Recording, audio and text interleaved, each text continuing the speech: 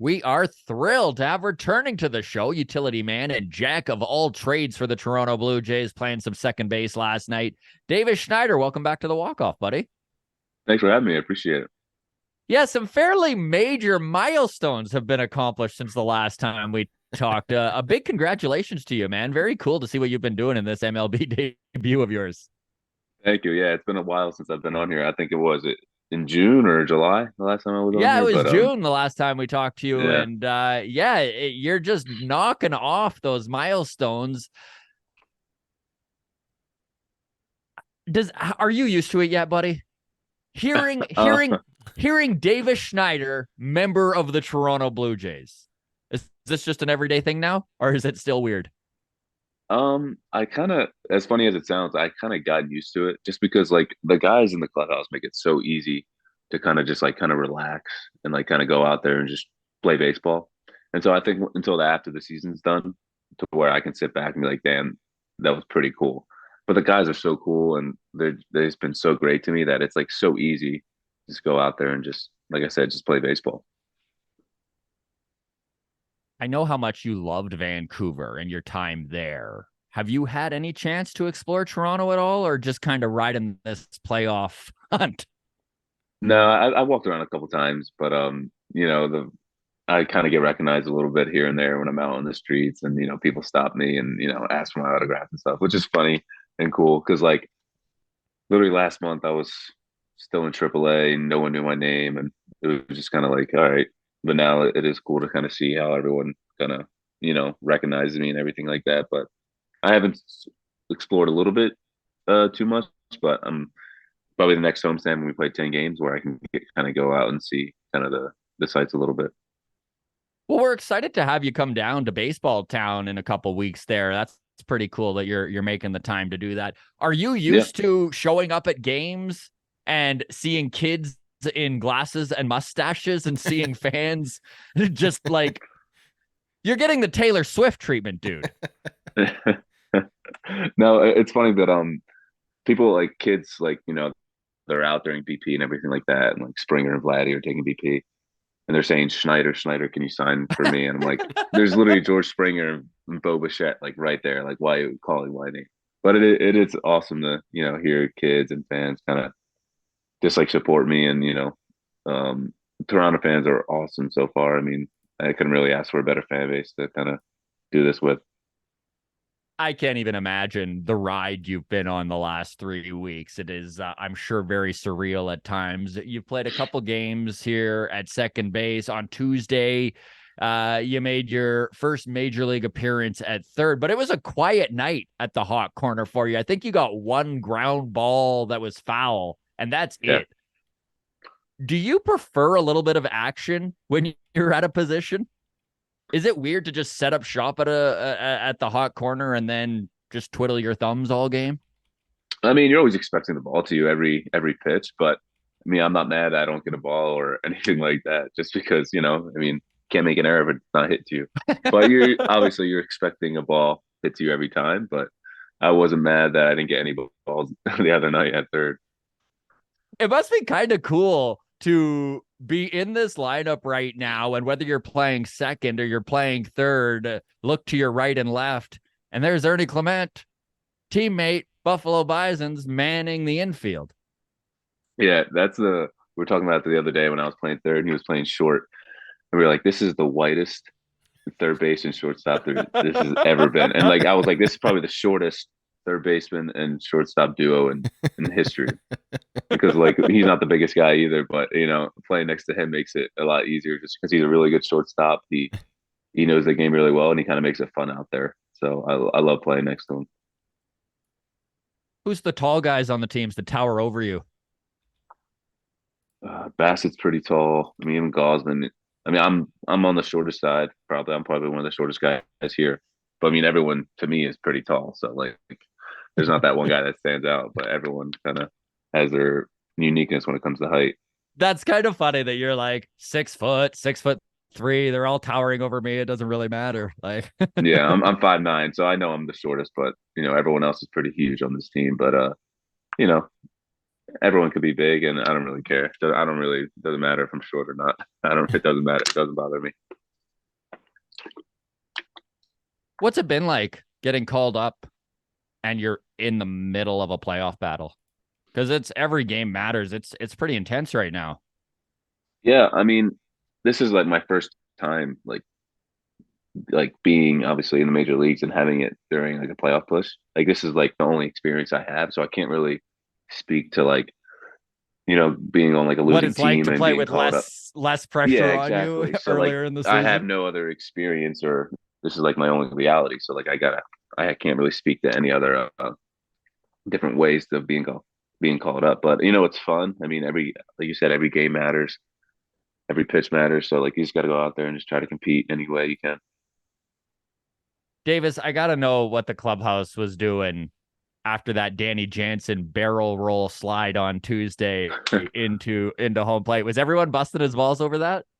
Yeah, there was a couple. Witt was getting on him just because, like, dude, what are you doing? And because Jana was like, dude, the catcher was right there, so I had to slide and kind of get out of the way of him. And then we look at the video, and the catcher's like all the way over there, like he wasn't even close. And then Witt got on him for that. But I mean, it was a funny slide. He was safe, so Yeah. I thought he was safe, and he didn't get hurt. Those are only two of Yeah. the thing that matters. So, Have you had a moment but like it was that in funny. your career where maybe it's a regular play and you pull it off, but it does not look smooth? Yeah, this year I hit a double in Lehigh Valley, and I was rounding second, going to third, and I was gonna be thrown out by a mile. So I put on the brakes and I just stumbled and fell, and then I had to like crawl back to the base, which was The old funny. But scramble back on the hands and knees. yeah, I just put Yeah. my head down. I'm like, damn, that looked embarrassing. Yeah, I'm guessing when stuff like that happens, the reaction is always to bust balls by the team. yeah, for sure. I mean, Yeah. the group of guys we have it here and even in AAA are the best, so they know how to buzz chops here and there, and they make it funny. And you just got to roll with it. You can't get offended by it just because it is funny. You've hit second in this lineup the last couple days. You actually hit cleanup on Tuesday, and I know that that's the first time you did that in the majors, but you've hit cleanup many times with the Bisons throughout the season. Does your mindset change with your approach at the plate when you're hitting second compared to fourth? Like, do you change your approach when you're trying to drive in runs, or do you just kind of have a one size fits all and stick to that? I kind of have a one size fits all. I mean, someone asked me this the other day, and I just told him like, it doesn't matter where you are in the lineup. You just got to go out there with the same approach because if you try to switch it up, then that's where I think bad things happen. So if you can stick to the same approach, whether you're in the leadoff hole or a leadoff spot, nine hole, it shouldn't matter. And so you just go out there and you just try to compete and stick to your approach the whole time, whether you're in the cleanup spot. Obviously, with the runners on base and the way that pitcher's going to pitch you, that's different. But like it shouldn't really matter what spot you're in. You just got to go up there and just try to put it in play, get on base. I want your opinion on something. I read an article, Davis, that was talking about the idea of clutch. And the argument of this article was literally that clutch doesn't actually exist. And that if you extrapolate the sample size over a big enough size, that the numbers are going to be very similar to career average. But as a fan, when I watch the game, it does feel like there's guys that just have the ability to dig their heels in when the moment's at its biggest. Do you believe in clutch? I do for sure. I mean, there's guys that stand out in the MLB history like David Ortiz, Derek Jeter. I mean, there's a bunch of handful of guys that do it, and obviously the stats might not back it up, but like there's that one spot in a person's career that could be make or break for them. That could be remembered forever. I mean, I remember David Ortiz. He had a bunch of those. Even Jeter, like, but obviously, yeah, like I said, the stats might not back it up, but there's people remembered for being clutch, and like obviously, and like I said, that makes a career sometimes. Even from a personal standpoint, do you find that you, when it matters most, do tend to be a little bit more engaged, dig in a little bit more? I think I'm really bad, to be honest, personally. Like because for me, I only remember like the bad times. Like the other night, I struck out with bases loaded, Mm-hmm. tying run on second base, and obviously I had two ribbies in that game. But you know, um, you're always worried about the next at bat. And when I came out with the bases loaded and I struck out, I'm like, damn, that was a bad at bat by me. But like, and obviously, I might have some good numbers here and there when it comes to like runners on or like and clutch hits, but for me personally, I always remember the bad ones just because they stick out a little bit more, you know? It's the way life goes. It really doesn't matter whether it's baseball or anything. It's you just tend to remember that the bad moment, but Yeah. your power and it's funny because we did this is your third time on the show, and when we talked to you last year, you were literally just starting to see an increase in your home runs, and that was one thing we brought up when you were on in June, and you were even mentioning you're like, yeah, the power stroke has really come along. Do you feel the most confident in being able to go yard that you've ever felt in your career right now? I'd say I'd say so, yeah, for sure. I Yeah. mean, every time I step up now, I'm not trying to hit a home run, but like the way my confidence is and the way my approach is right now and the way my timing is, I feel like, I'm on every baseball. And obviously there's gonna be times where I'm gonna go over 20 with 19 Ks. That's just the way it works. But right now my timing's there. I feel confident, and if you feel confident and your timing's there, good things will happen. And So, I'm not gonna hit a home run, so you're not going to hit every other game. 450 for the rest of your No, career. Yeah. no. I mean, I hope so. I hope so, but it's not going to sustain for that long. This is the way baseball is.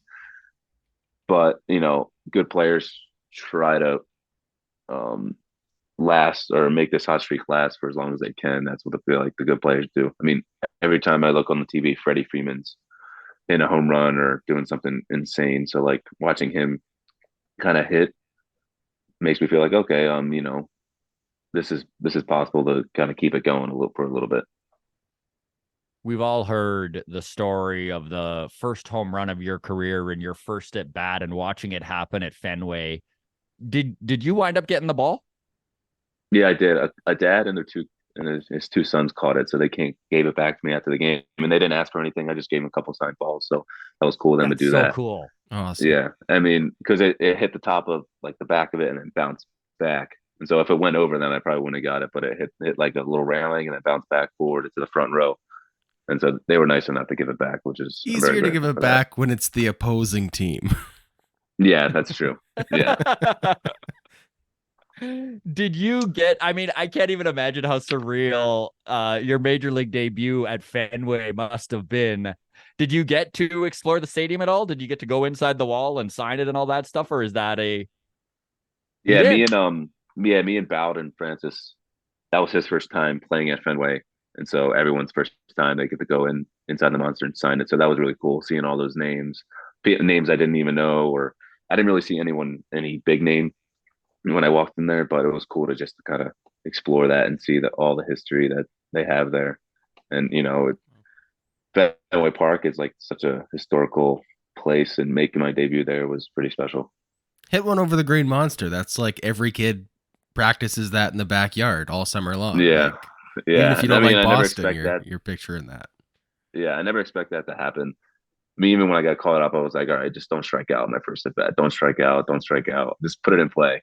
And when it happened, it was one of those swings where like I didn't even feel it happen. Like I don't really remember like even swinging. It was just happened so fast, and it was like one of the purest balls that I hit all year, like just height and everything like that. But it was fun. I'm gonna remember that for the rest of my life, obviously. One of the things about your debut, buddy, that has been just really cool to see has been the fact that your past experiences really are kind of coming into play to help you succeed here. I know one of the big things everyone was really touting as impressive was the fact that you went on that heater when you first came in and then you sat for 5 days. And then you came back and this last stretch has obviously been great and you've been in there because of injuries and because you're on a heater.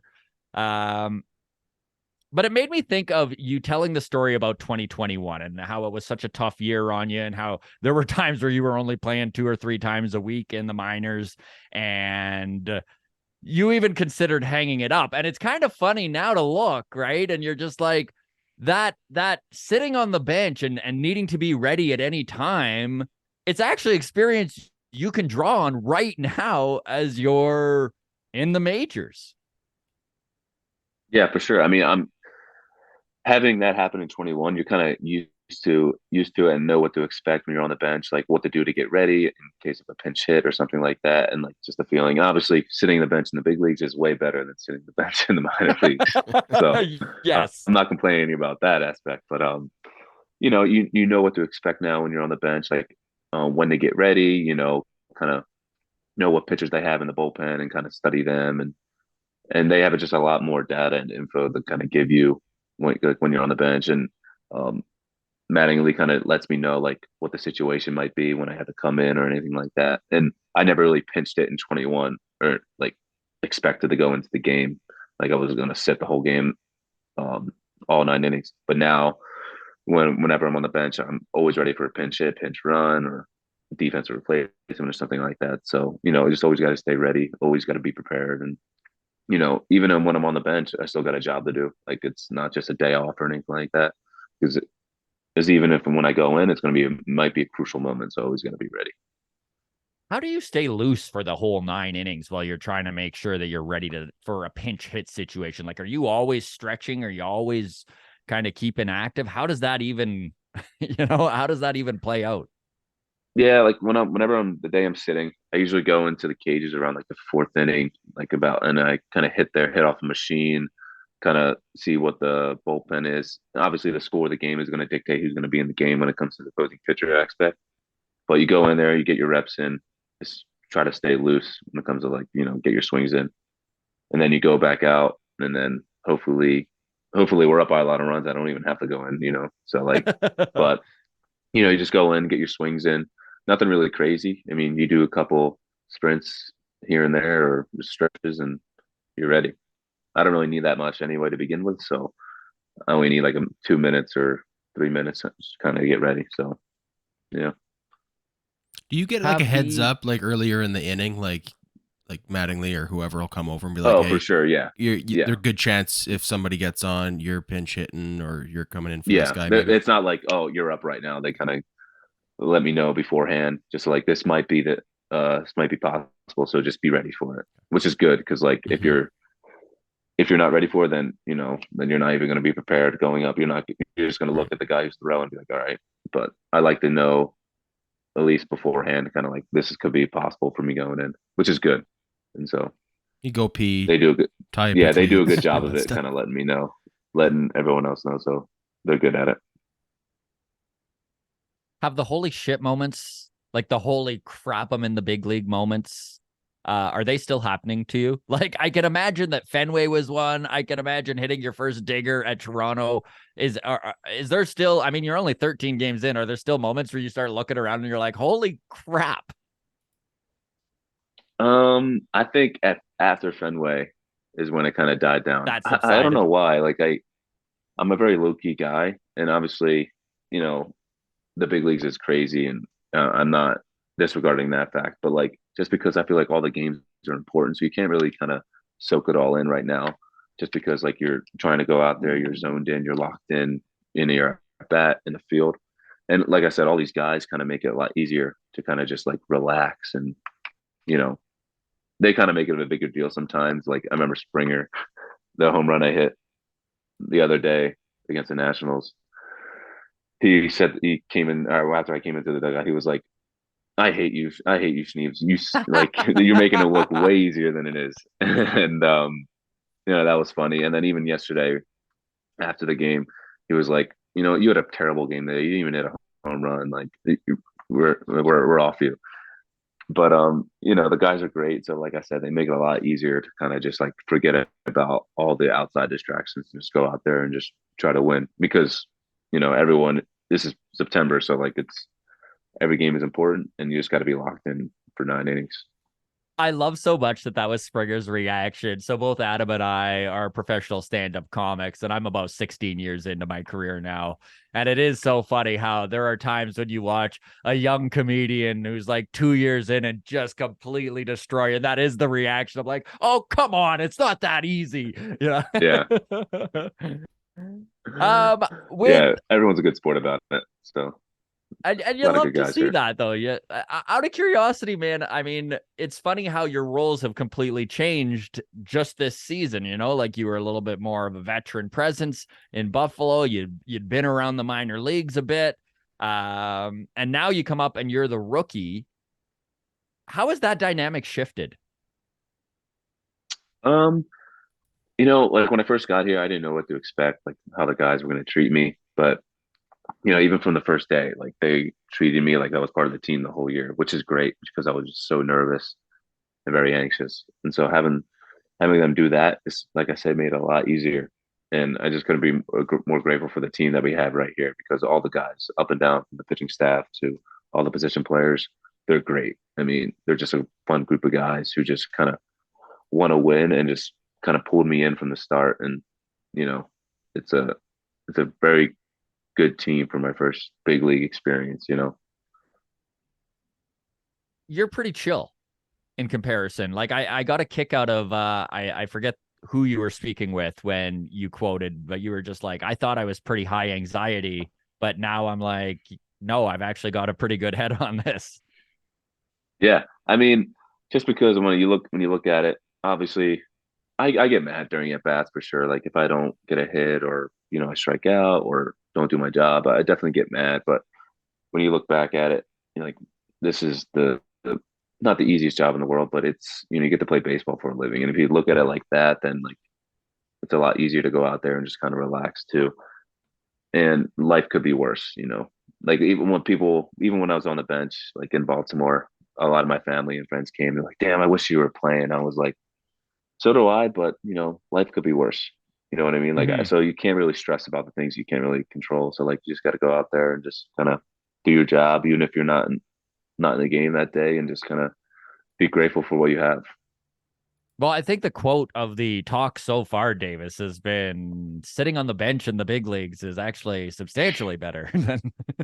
Yeah, sitting on the bench in minor leagues, it is for sure. Yeah. Yeah. So it's been interesting to watch the way this lineup has been constructed, and there's the truth is, man, there's just no certainty for you as to where in the batting order you're going to be. Heck, it's not even a given what position you're going to be playing game to game. What's your mindset for that? Do you just try and be Mr. Zen and live in the moment, day to day, play by play? Like, how does the uncertainty get to you at all? No, not really, to be honest. Like, Love it. it doesn't matter where if I'm playing left, third, second, even for if they put me at first base or shortstop. Like, you just got to go out there and hopefully you put in the work during practice that you're 100% prepared. And if you make an error, you make an error. Like, it's not that big a deal. Or if you strike out, like, it's all right. But you just got to go out there and just give it 100%. And if I do that, then I'm going to be content on that day. Obviously, like if I'm not prepared, then I'm going to be pretty mad if I don't perform out there. But you just got to make sure that you are prepared, and hopefully that preparation um, goes into the game and successes happen throughout that day. It was pretty cool in Boston to watch. I know how much family you had there and just seeing everyone on the field with you, getting pictures taken afterwards and stuff. Very, very cool that you got to share that with, the people who have had your back all this time. Have your parents made it to Toronto yet? Have they got to see you at Rogers? Yeah, my mom, my sister, and my two aunts made it out the first Nice. homestand, and we played Chicago. So that was cool to see. My two grandparents live with us, so he's got to stay home and kind of watch them. But yeah, they came out to see me, which was really great. And I have a couple buddies coming to Toronto soon, so which will be cool for Awesome. them to kind of see the city and kind of watch me play. So that'll be fun. That's very cool. All Yeah. right, Davis. I know that we've got a bunch of listener questions for you, so if we don't switch over here, we'll get roasted in the comments. So I'll pass this All good. I'll pass this over to Adam here. All right. First one comes in from Brad, who says, "My son is going as you for Halloween," which is pretty cool. What Yeah. are you dressing up as, or what is a Halloween costume in your past that you are most proud to brag about?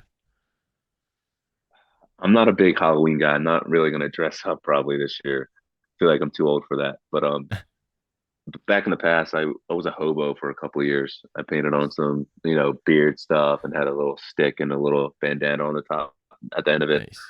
So that was like my go-to when I was a kid. But I'm definitely not gonna dress up this year. I'm very, very anti-Halloween just because All I hate right. You just could dressing up you and the could put whole a red scene. hat on with an M on it and just call yourself a plumber. Where you go, That'd be Mario. good. There it I is. haven't really Done. thought There about you that. go. Yeah. There you So go. maybe if I do dress up, maybe I'll be it. But I'm not a big Halloween guy. All Yeah. right. All right. Jackie the Snacky on Twitter says, how much nicer is everything in the bigs? Is the drink selection bigger? Are the chairs in your locker nicer? Was there an example that stood out? Maybe the hotels are better. What's going on? Everything basically is better. Hotels, food, drinks, the amenities. I mean, all you can think of. The locker room. The locker room in AAA is not bad, just because they redid it for the COVID For the season. But bigs, yeah. yeah, for the big league team. So, but everything up and down is way better. I mean, they have everything for you. Like if you need something, just ask, and you know it's a lot cooler up here for sure. Okay. Taylor in Calgary says, hey, Davis, I know you know most of the guys in the Jays clubhouse already, but I'm sure not near as well as you did with the Bisons. Were there guys you were more familiar with when you first joined the team, and who are some of the guys you're already pretty close with? When I first got here, it was definitely Bowden and Jay Jackson. Those are the only two guys I kind of played with in AAA. But I mean, when Ernie got here, even a Mason McCoy when he got here. I mean, this I'm more familiar with them because I played with them throughout the Right.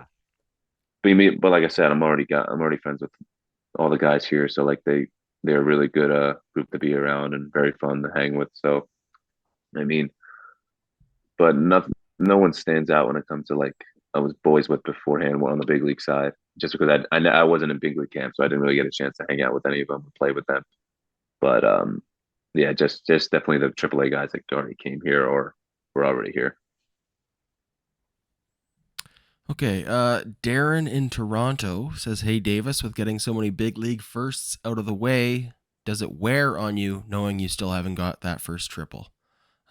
And if so, probably best to get that out of the way today, hey? Well, today's the No, off just day, because but I'm not the fastest guy, so triples aren't really in my forte. So, but hopefully that'll be cool in Colorado. That's not the easy park to do it in, but Yeah. it's a big outfield. So if you put in the gaps, then could happen. maybe. So we'll see. Yeah. All right. Jeremy said, go ahead. Sorry, Adam. Yeah, no, please. Is triple like? Is it? I guess the question is what play does excite you the most? Like, is triple one of the ones that really gets you pumped up because it's so rare? Inside the park home run would probably be the Yeah. most Yeah. rare for me. That'd be cool. But Have you ever done I mean, that? not in pro ball. I don't think so. Obviously, I think little league and stuff Yeah. like that I did, but definitely not in pro ball or anything like that. I think I got a triple and maybe an error. I think that happened, but never a true inside the No. park home run where it Yeah. counts to your home run total. Okay. So this is a fun one. From Jeremy, it says, grade the stash. Scale of 1 to 10. Hulk Hogan. I would say that's a 9. 9, okay. That's a 9 stash. Alex Trebek. I don't remember. Did he have one? I guess like back in the day, he had It one. came Right? and went on. Yeah, Did he? back in the day. Jeopardy. Yeah. Okay. I would say a 6. I wasn't alive during that time to kind of really notice it. All right. Samuel L. Jackson in Pulp Fiction. Oh, that's a 10. Anything with Samuel L. Jackson Yeah. is a 10. All right. Albert Einstein. That's also I would say that's a 9. Okay. It's a 9. You could have cleaned it up a little bit, but that's a 9. All right. Ron Swanson from Parks Oh, and that's a Rec. 10. Yeah, 10. Yeah, That's a 10. Okay. The most iconic American that you can think of, right there. There When you go. think of Beauty. American, that's him, Ron Swanson. That's him, Ron Beauty. Swanson, right there. Beauty. Okay. Don Mattingly when he played for the Yankees. No, it's got to be a 10 too. You had to say that, didn't you? It's got to be a 10. Yeah. All right. Last one, Spencer Strider.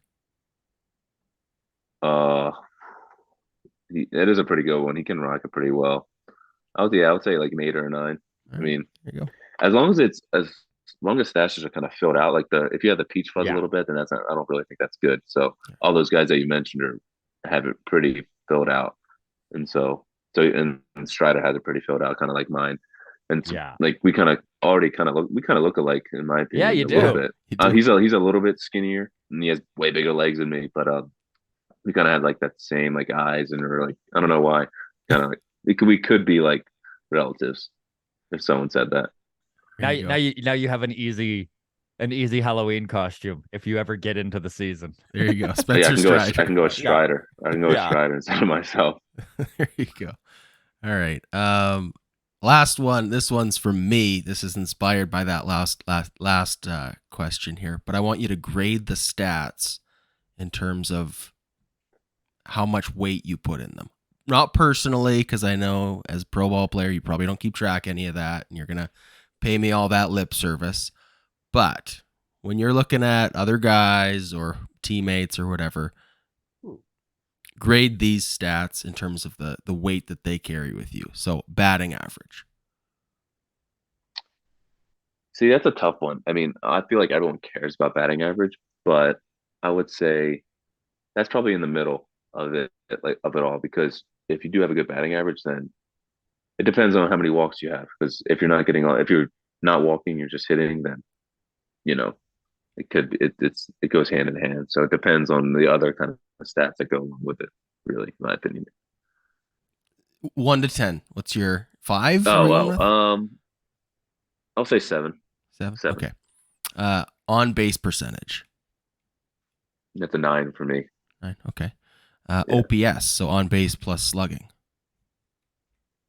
I would say that's also about a 9. Okay. I would say on base is an 8, OPS a 9. Okay, I like that. Yeah.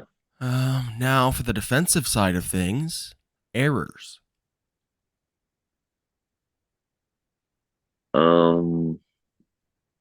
I mean that's fairly important. I would say a 10 if you're making errors and bad things happen. Like Okay. so, Okay. errors lead to unwanted runs. So I would say a 10. That's if you have less errors, I feel like that's the most important thing to have. Okay. This is tied to that, but fielding percentage. Yeah, I guess that's the same, right? I would imagine. Yeah. I'd say a Okay. 10. Yeah. Okay. Some new age metrics here. Defensive runs saved. I don't really know what goes into that, so Nobody does. I would say, yeah, I would say maybe We're not supposed to know. It is important. It is important for It's sure. like Coca-Cola's Saving secret runs. recipe. It's just trust that it's good, right? Yeah, I would say I would say a 9 then. Okay. Because Outs if you're above saving average. runs, then I don't know what goes in that Yeah. either. But I would say like a 7. 7. Last two here. RBIs. That's a 10. Okay. If you're driving in runs, then you're going to win baseball games. You can't win games with 0 runs. There's 0 runs batted in. So I would say a 10. I love it. What do you say to people who say RBIs are overrated because you have no control over people being on base in front of you? Yeah, but you can get an RBI hitting a home run too. So Yeah, there you go. I mean, obviously, I get the point where they're coming from, but I mean, if you look at the best hitters in the game right now, I feel like power hitter or like not Mhm. if you're not counting leadoff hitters, like Matt Olson, Acuna, like all these guys have a lot of RBIs, and they're gonna win baseball games because of that. And so, I mean, I feel like good hitters always find a way to drive in runs, even if they're on first base, they hit it into the gap, guy scores. So like Yep. technically he's not in scoring position, but good hitters who drive in runs always find a way to make sure they get their RBIs up. Love it. I think you summed it up beautifully with your answer for batting average is that no one stat should probably be like isolated and looked at as the one sole thing, right? It's kind of like, Yeah. well, how does it look compared to the other stats? So it's Yeah. funny how, sometimes stat nerds can just be like, this one doesn't matter or this one matters. But you summed it up so beautifully, man. And just like, let's take a look at what everything is. How does our Exactly, base yeah. percentage look when you have a high batting average? Yeah. Well, Yeah, if you're you batting guys- 230, but if your on base is close to like 400, like in Belt, he's batting 250, Yeah. but his on base is close to 400, which is insane. So if you're getting on base, good things will happen, in my opinion. All right. Last one then. Wins above replacement. Is it the be all end all that people want it to be? See, I don't know. I don't know how much goes into that to in order to make it, but I guess if you're producing, like, because it counts in RBIs, runs, probably defensive Mhm. stats and stuff like Yeah. that. So, Yeah, defensive like, stats. it Yeah. is really important when it comes to that. So, I guess that's also really high up there. I would say that's a 10, just because if if you have a good WAR, then you're making good stuff happen on the field, and Mhm. so I There you guess go. that makes sense. But I just don't really know how much goes really into it when it comes to Fair that. enough. Fair But enough. Okay, yeah, that's everything. Davis, we thank you so much for your generosity of time, man. I know that you do not have to come on a little podcast like this, but we really do appreciate it, buddy. And big congrats again to what you're pulling off. And we're rooting for you guys, man. thank you. I appreciate you guys having me again. I mean, third time's a charm. So hopefully we can keep it going a little bit more. That's right.